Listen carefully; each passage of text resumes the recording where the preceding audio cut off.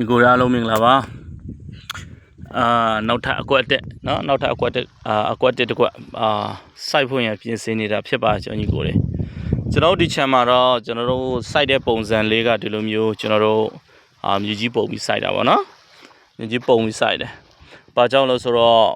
ဒီနေရာမှာကအလယ်မှာကရှိုးလိုမျိုးဖြစ်နေမိုးရွာလို့ချင်းဟိုးပေါ်နေပြီးတော့ဒီမျိုးရေကျတဲ့ခါကျတော့အဲ့ဒီတော့ဒူးရင်းမြစ်ကရေစီးတဲ့အခါမှာအောက်ကိုတိုက်ရိုက်အမြစ်ကိုထိမကောင်းအားကြောင့်မလို့ကျွန်တော်မြေပုံလေးပုံတော့စိုက်ပေးတာနော်ဒီမှာကျတော့ကျွန်တော်တို့လှုပ်ထားတဲ့ပုံလေးရဲ့အနေထားတစ်လောက်ရှိတယ်ပေါ့ကျွန်တော်ညီကိုလေးနော်တစ်လောက်အနေထားလေးရှိတယ်ကျွန်တော်ညီကိုလေးတေချာရှင်းနေလေးမြင်လားမသိဘူးနော်ကျွန်တော်ညီကိုလေး23ပေလောက်ရှိတယ်ကျွန်တော်ညီကိုလေးဒီကွက်မှာကကားဝင်ထွက်ရတာနည်းနည်းပြဿနာရှိတယ်ဒီမှာဟိုးဘက်ချမ်းမတွေပါဆိုရှိုးတွေကျွန်တော်ဒီကကြည့်မမြင်ဘူးအဲ့တော့လူနဲ့ပဲလောက်ရမှချမ်းအကွက်ဖြစ်တဲ့ခါကျတော့ကျွန်တော်တို့ကားတွေပါနဲ့မတုံးတဲ့ခါကျတော့အဲ့ကြောင့်မလို့နည်းနည်းစိတ်လေးလောက်ထားတာ23ပေအဲ့လောက်ပဲရှိမယ်နော်အဲ့လောက်ပဲရှိမယ်ဒီမြေကြီးပုံထားတာကျွန်တော်ညီကိုတွေ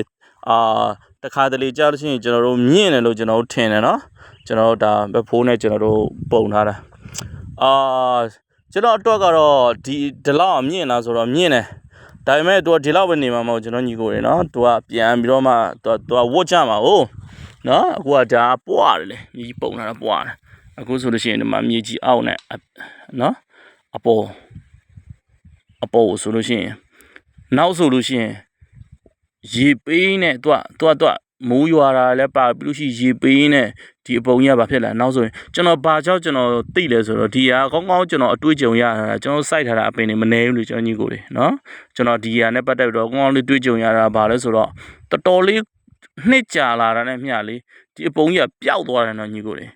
ဝတ်ဆင်းသွားတယ်ဒီလောက်ပဲကြံ့မယ်အခုဟာများတယ်ဆိုတာကမြေကြီးပုံလာတဲ့ခါမှာပွားနေလို့အတစ်ဖြစ်နေလို့ရေပေးနေတော့အတားဝတ်ဆင်းသွားတဲ့ခါမှာလေဒီလောက်ပဲကြံ့မယ်အများဆုံးဒီလောက်ပဲကြံ့မယ်ဒီကမြေကြီးဒီအောက်ကနေဒီကနေဆိုရင်ဒီလောက်ပဲကြံ့မယ်ဒီအပေါ်ကဝတ်ကျသွားမှာနော်အဲကြောင့်မလို့ပုံတဲ့ဟာကြလို့ရှိရင်ကိုဘယ်လိုခေါ်မလဲကိုလိုတဲ့ဆိုပါစို့ပြကိုတထောင်အမြင့်လောက်ပုံမဆိုရင်တထောင်အမြင့်လောက်ပဲကိုမြေကြီးကိုပုံလို့မရအောင်အဲ့ထက်ကြော်ရမယ်အဲ့ဒီခါကျမှကိုပို့ထားမှဝတ်ဆင်းမှလည်းဆိုရင်တထောင်လောက်ကျန်မှာပေါ့နော်အဲ့လိုမျိုးပေါ့ဒီနေရာမြေနဲ့ကောင်းတယ်ကျွန်တော်ညီကိုလေပိုက်လိုင်းတော့ကျွန်တော်မစင်ရသေးဘူးเนาะကျွန်တော်ညီကိုတွေနောက်ပိုက်လိုင်းစင်တဲ့ပုံစံလေးကျွန်တော်ပြန်ပြပေးမယ်เนาะကျွန်တော်ညီကိုတွေကိုဟုတ်ကဲ့ကျွန်တော်ပိုက်လိုင်းစင်မယ်ဒါကတော့ကျွန်တော်တို့ဒီအကွက်မှာတော့တဒန်းဘယ်လောက်လဲတဲ့1 2 3 4 5 6 9 10 10 1 2 3 4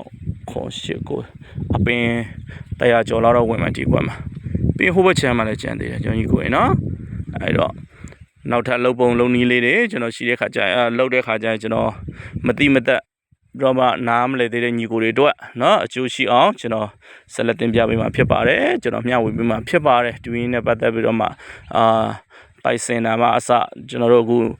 မြေပုံတွေပုံတဲ့စနစ်တွေမှအစပြီးလို့ရှိရင်အပင်တွေမြေချစိုက်တဲ့စနစ်မှအစကျွန်တော်ညီကိုလေးကိုမျှဝေပေးမှာဖြစ်ပါတယ်เนาะနောက်ဆိုလို့ရှိရင်ဟုတ်ကဲ့ပါအားလုံးအဆင်ပြေကြပါစေ